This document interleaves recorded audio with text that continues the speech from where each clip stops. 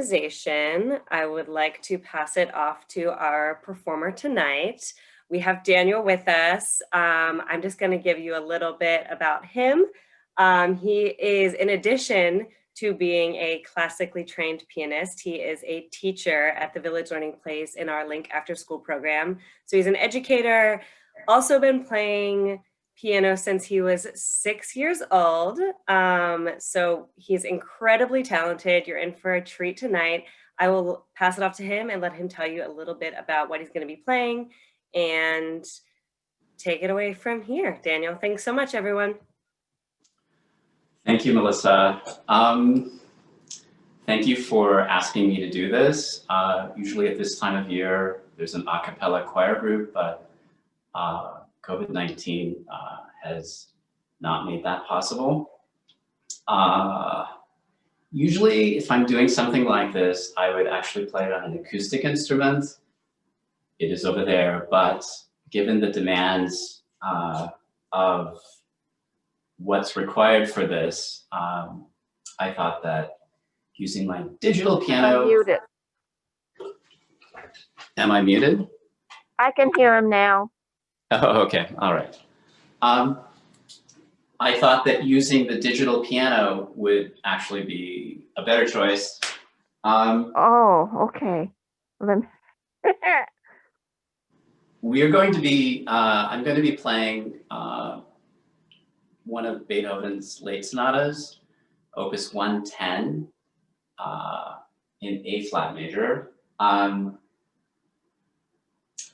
I hope that you will be patient because I'm going to be playing it and I'm also going to be talking about it.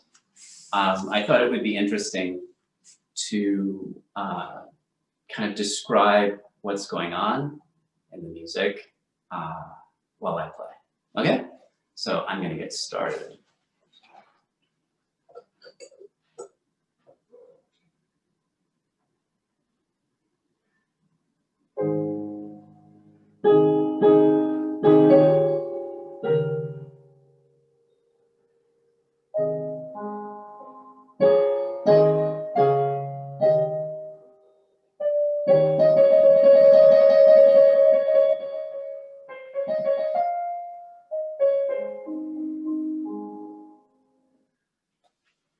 Okay, so Beethoven composed Opus 110 in 1821. It's the central piano sonata in the group of 3 piano sonatas, which are Opus 109, Opus 110, and Opus 111, all written between 1820 and 1822. During this time period, Beethoven also wrote the Missa Solemnis and began working on the Ninth Symphony. It's in 3 movements. The first 2 movements are set off a little bit from the really amazing third movement, and it's really the amazing third movement. That's kind of the reason why I wanted to play this when Melissa asked me to do this.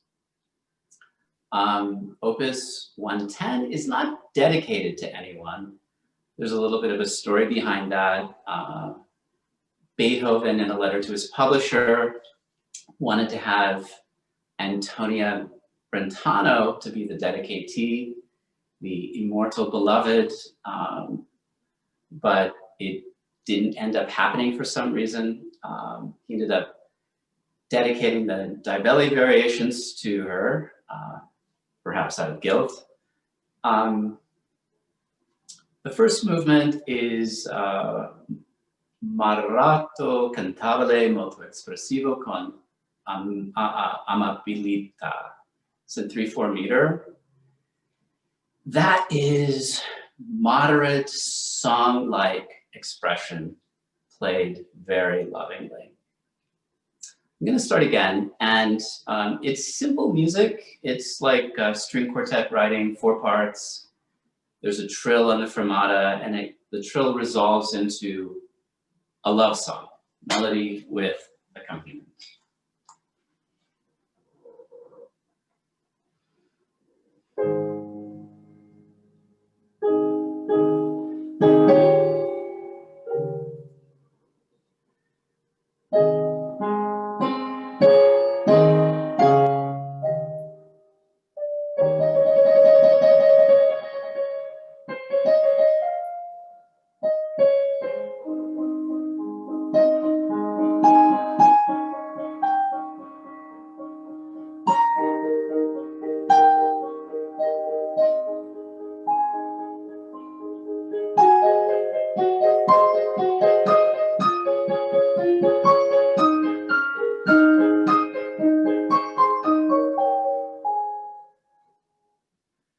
Here we get 30-second notes. And it's interesting when you look at the score, there are little dots on every fourth note.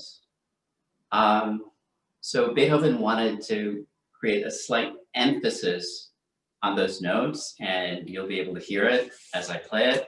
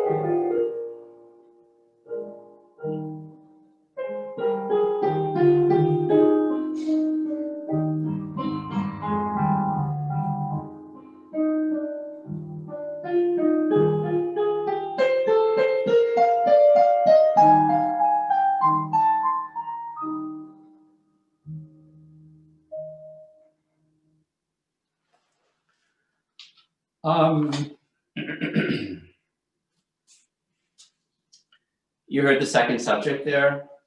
It's very lyrical, loving, tender, harmonious. There's no tension. Conflict is absent.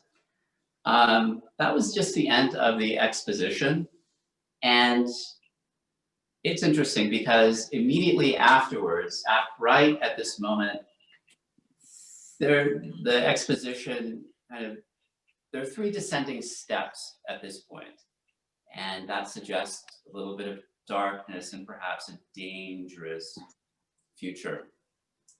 It goes into the development section, and the development section uses the first part of the main theme 7 times. You'll hear that.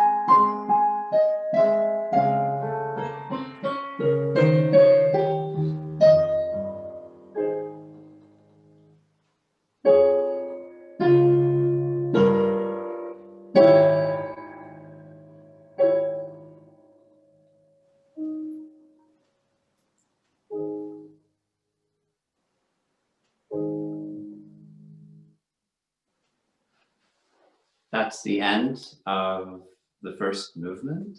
The coda is very, I don't know, you could say poetic, yeah. It ends with a little bit of a twist, this very dissonant harmony.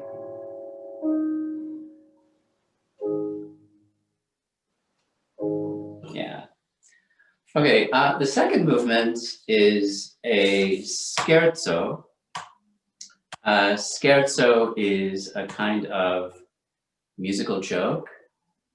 In this case, it becomes a very interesting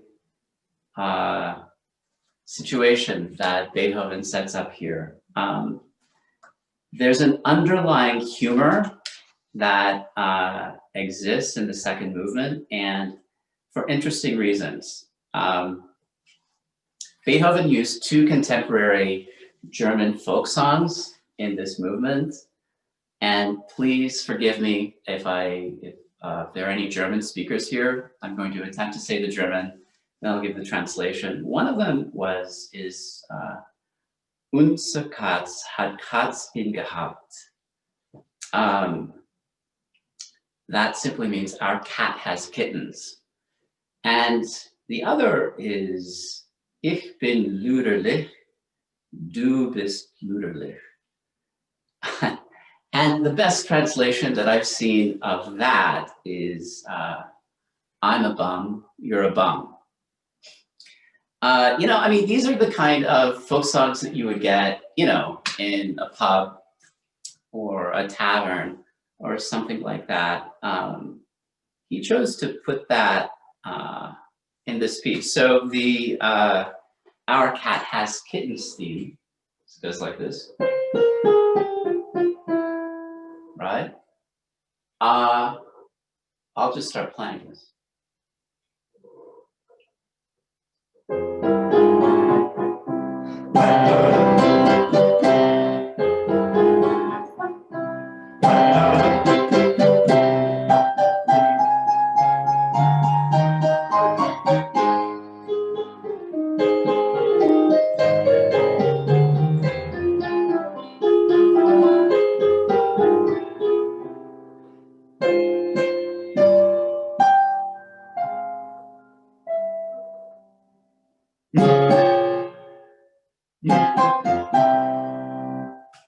Okay, so Our Cat Has Kittens, this theme.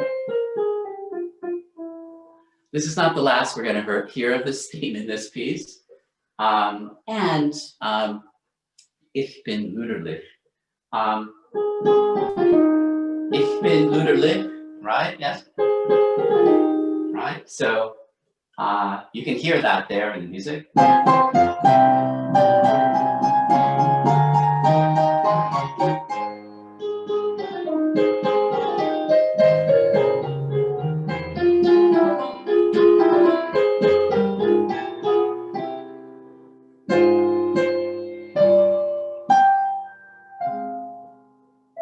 Kind of almost a lamenting question.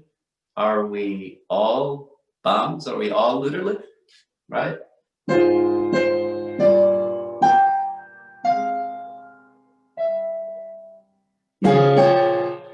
Beethoven's answer, interpret that as you will. And then the trio is a kind of set of descending fourths. It's like one person coming down, the other person in the left hand coming up. I'm going to play a little bit of it, yes.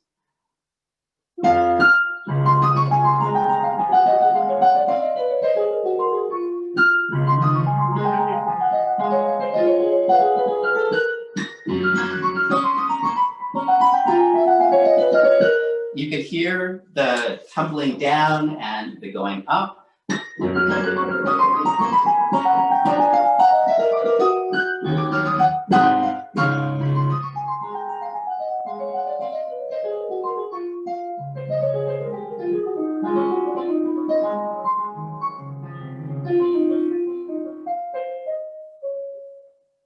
Then Our Cat Has Kittens Theme.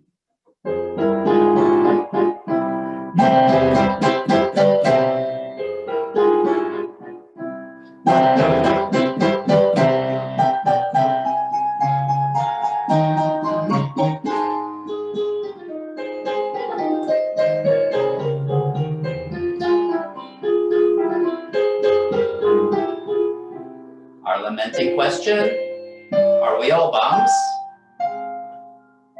Or translated, not bums perhaps, but unworthy?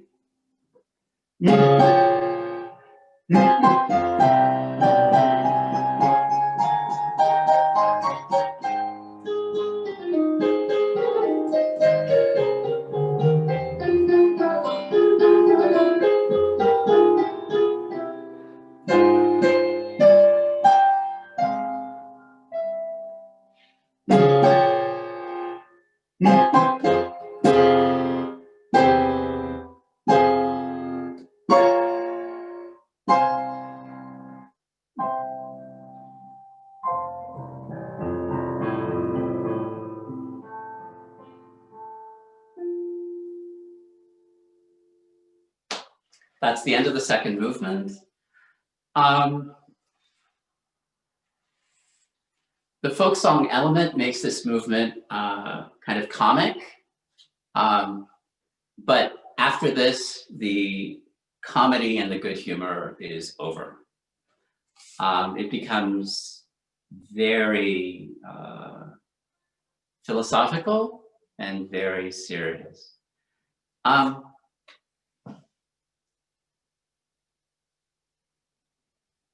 The final movement in this piece is the most important. The form of the last movement gave Beethoven big challenge. In the manuscript and sketches for this piece, there were lots of corrections. The form of it is old-fashioned form. It's a recitative, arioso dolente, a fugue, and a return of the arioso lament. There's also a second fugue that builds up into kind of an affirmative transfigural conclusion. The final movement is played una corda. That's with the soft pedal. I know I have the digital piano, so I'm going to try to play as soft as I possibly can. The Scherzo ended in F major. The last movement starts in B flat minor. And it's pretty far from A flat major. How does he modulate and get back to A flat? Well, we'll see. So Adagio ma non troppo, slowly but not too slowly.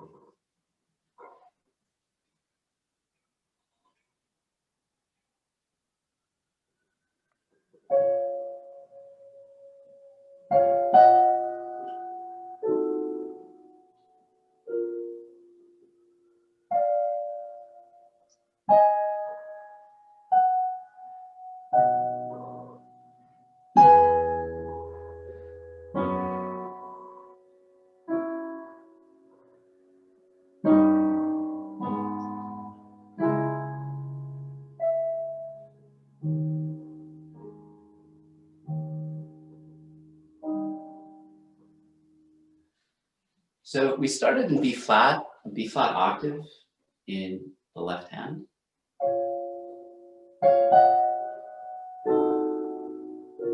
He goes to C flat.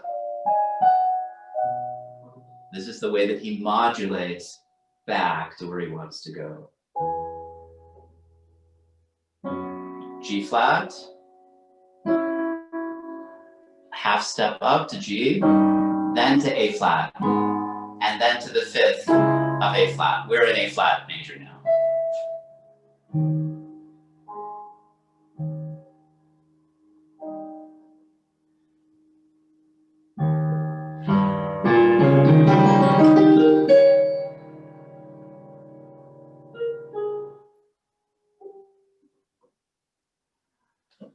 That right there is very interesting.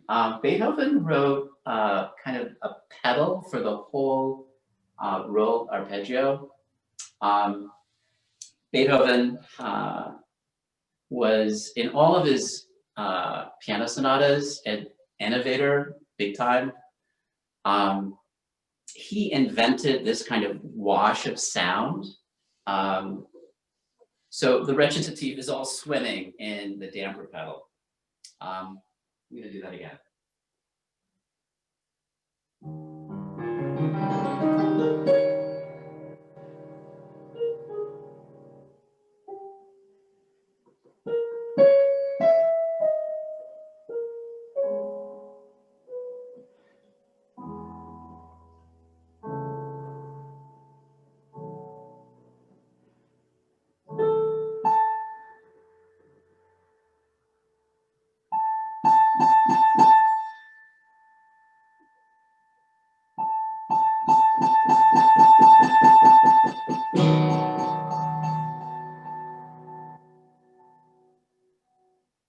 Right there, that's a very interesting kind of a stuttering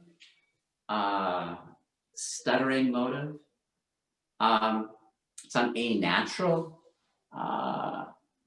It's interesting, when you look at the score, there are ties over each of those A naturals, and usually in music, it means that you don't play the second note, but Beethoven wrote different fingering for each of the notes.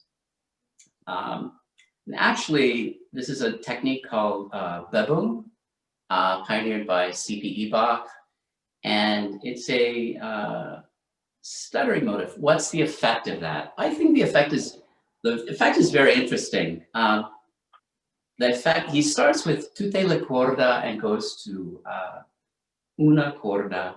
You get, before this, it's a very repressed atmosphere.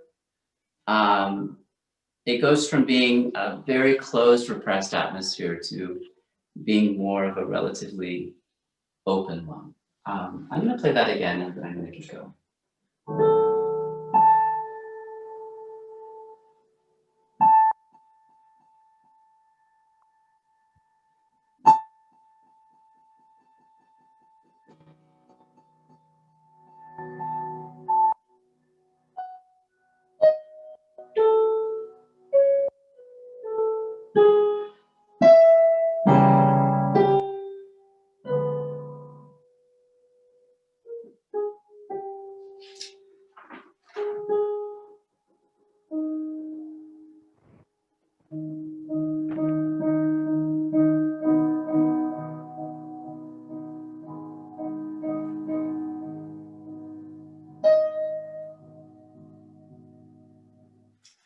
Okay, so the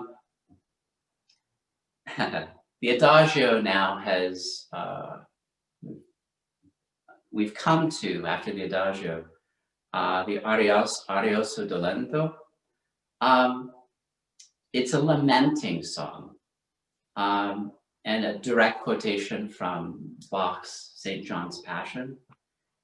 It's extremely moving, confessional music. Beethoven had been very ill prior to writing this sonata. He had jaundice and rheumatic attacks in the winter of 1820. The lament is an expression of his feelings about his illness. It's taken from St. John's Passion, and the part that it's taken from is Es vollbracht. Es ist vollbracht. That means it is finished, the deed is done. And at the end of the lamenting song, you can actually repeat those words with the music. I'm going to continue playing here.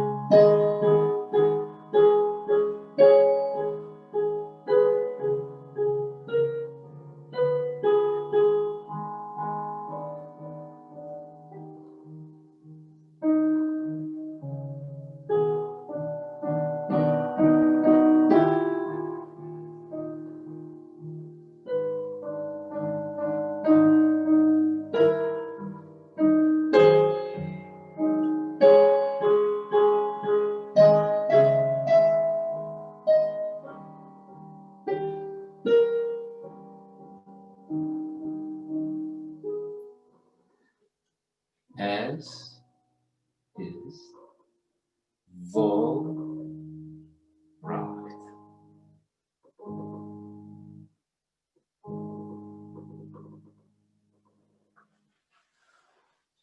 Next comes the lamenting song gives way to the fugue. Beethoven wrote, "It's no great feat to write a fugue. I wrote dozens of them in my student years, but the imagination also asserts her claim. And today, another genuine poetic element must be blended with the antique form." The fugue subject of Opus 110 is related to the fugue subject of the Dona Nobis Pacem of the Agnus Dei in the Missa Solemnis. Dona Nobis Pace, Dona Nobis Pacem means grant us peace, and you can certainly hear it in the music. The fugue in the Missa Solemnis is marked by Beethoven as a prayer for inner and outer peace. He who can deliver inner and outer peace, the implication is, he who can deliver inner and outer peace is he who suffered and died upon the cross. Significantly, this motive can also be traced to Handel, who used it for the words, and he shall reign forever and ever in the Messiah's Hallelujah chorus. I'm gonna play the fugue. See if you can hear Dona Nobis Pacem. By the way, the first notes that Beethoven uses in the fugue are all really the first notes of the A flat major scale. So A flat, B flat, C, right? D flat, E flat, and F.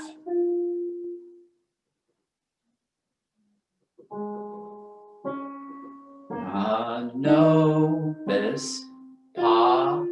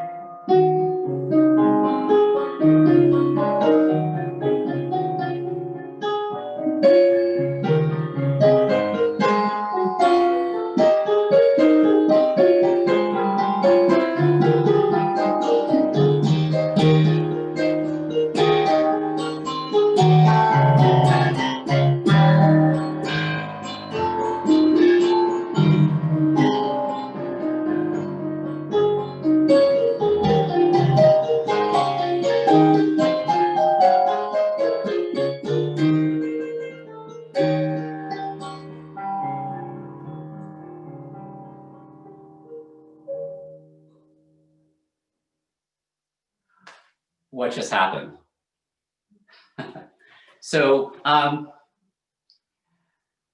we have the fugue. May God grant us peace. It's an amazing moment. Peace from the suffering that was in the lament. But at this last little bit where I stopped, what you have and what you just heard is complete collapse.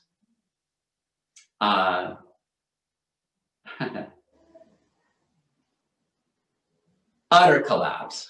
I mean, literally, he's just exhausted. His strength is gone. He literally collapses on the dominant seventh chord right here.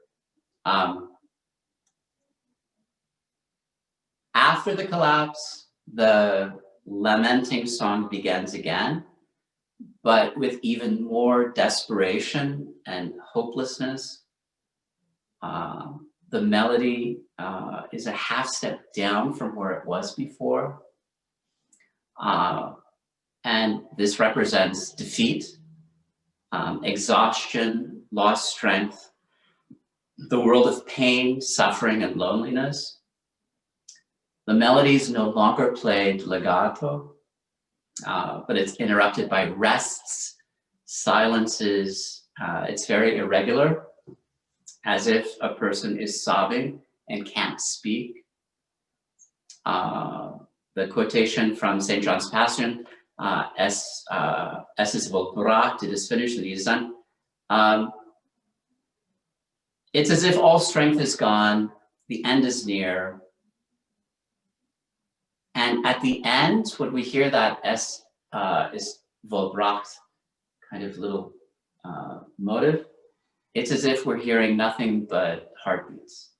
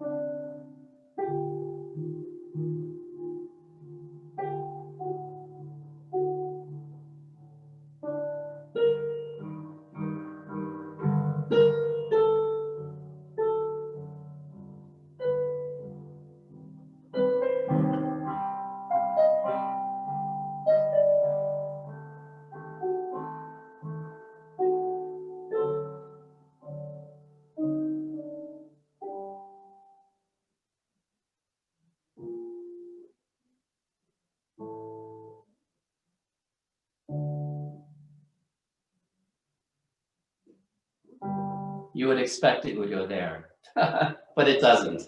What happens next is the beginning of a kind of transfiguration. This is actually the reason why I wanted to play this piece.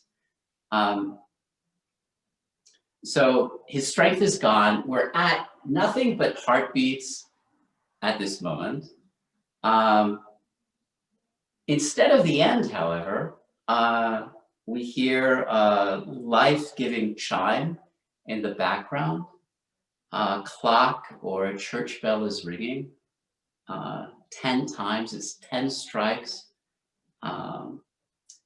We're at kind of a threshold here between pain, despair, and health. And it's a really amazing moment. It's the way back.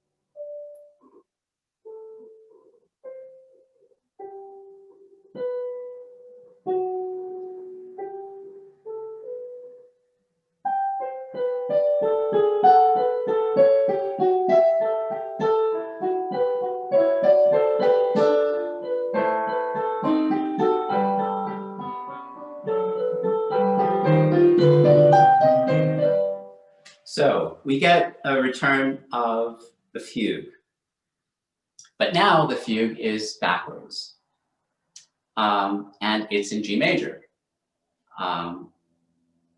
I played it a little bit too loud. I got a little bit too excited. It should be very quiet and very faint and very far away, as if slowly hope for the future is taking shape. We hear the theme 4 times, and it represents gradually coming back to life. In fact, Beethoven wrote, "Poi a poi di novo vivente," gradually coming back to life. And this is the part of the piece that gave Beethoven a lot of trouble, how to musically, and I mean, this isn't just a metaphor, how to come back to life at this moment. He does it, and I'm going to use a couple of technical terms if that's okay. He does it using diminution. The original theme is played faster. The cool thing about this is simultaneously we hear, another musical term, augmentation. It's a slower version of the original theme, which is played twice as slow. So that happens simultaneously. I'm going to start the fugue one more time.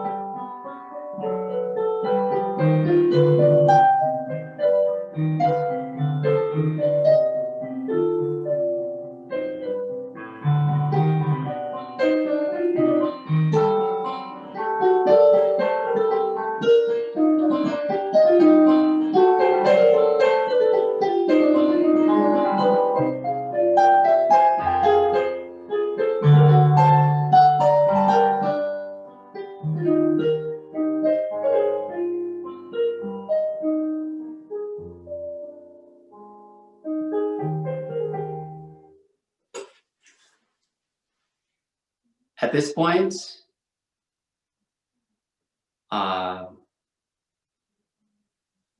you hear, I don't know if anybody recognized this.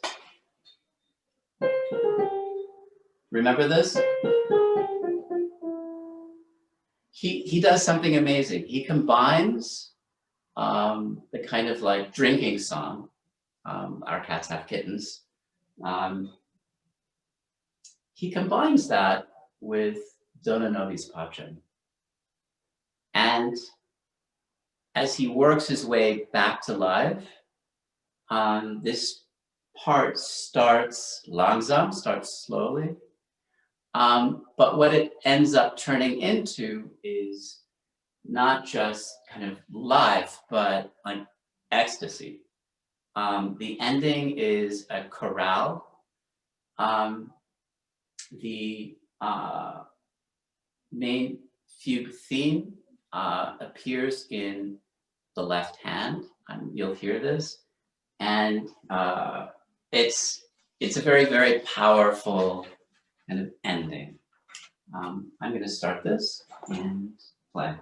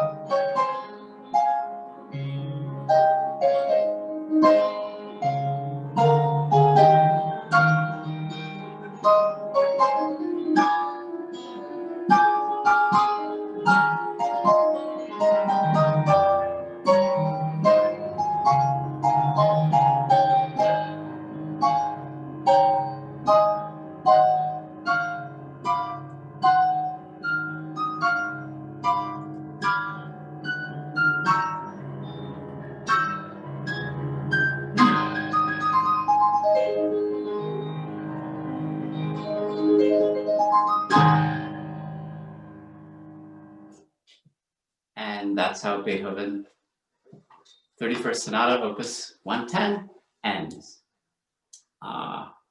Kind of triumph over death, illness, and perhaps an expression of Beethoven's spiritual faith, perhaps as a way of showing that this is the end that he expected in his life, kind of a transfiguration.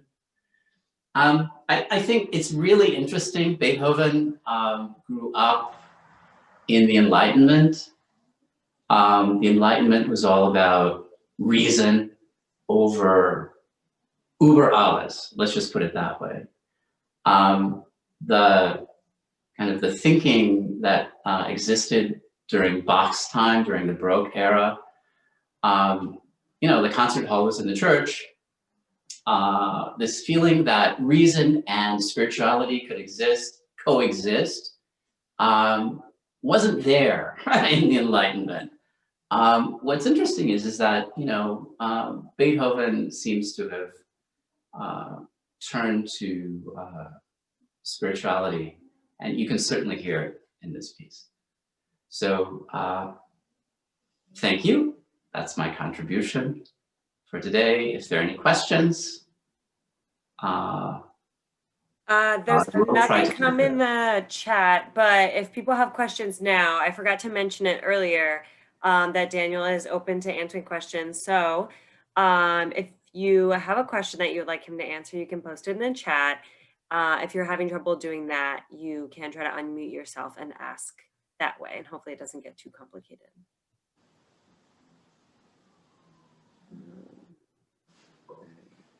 Thank you, Daniel. Oh, you're welcome.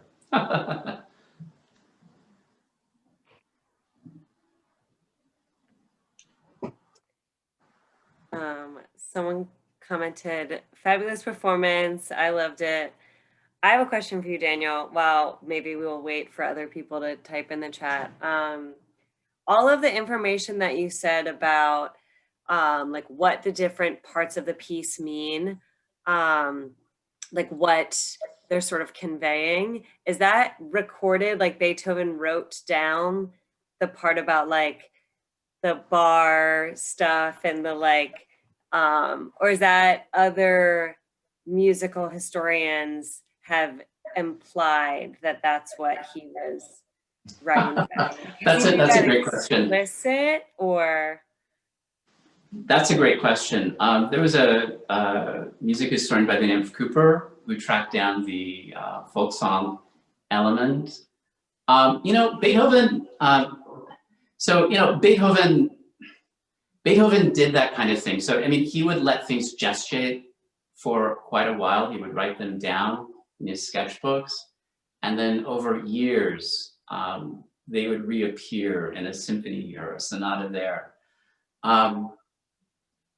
You know, the Moonlight Sonata, I'll put that in quotation, Moonlight Sonata, the first movement, where he also does a bunch of experimental things with the damper pedal. You know, that is a death scene, which Beethoven got inspiration from Don Giovanni.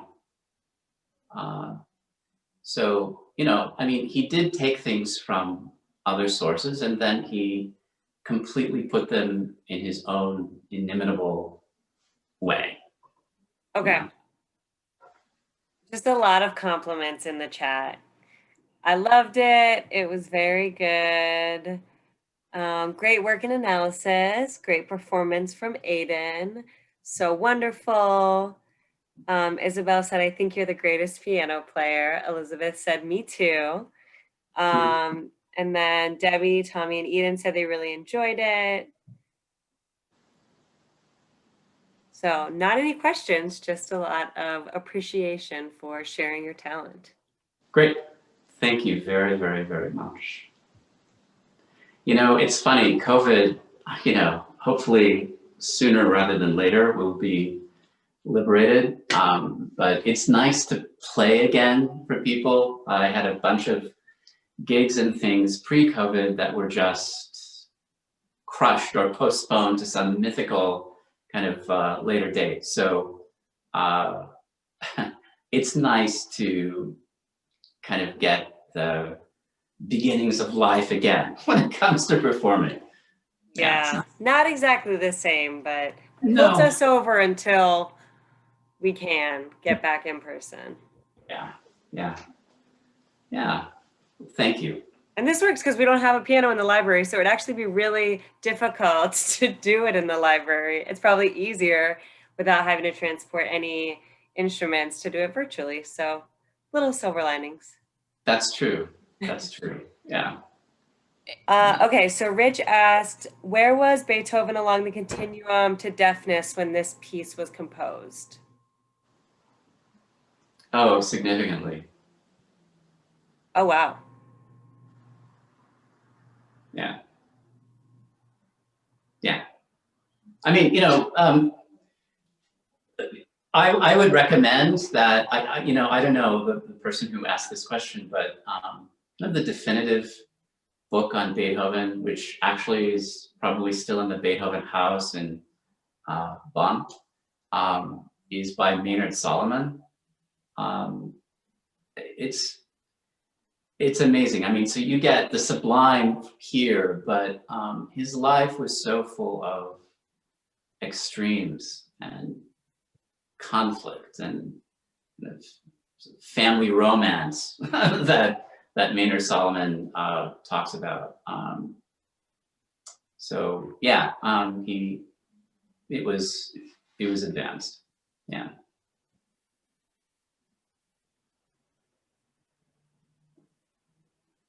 Any other questions? No, I think that's all we have for now. Okay.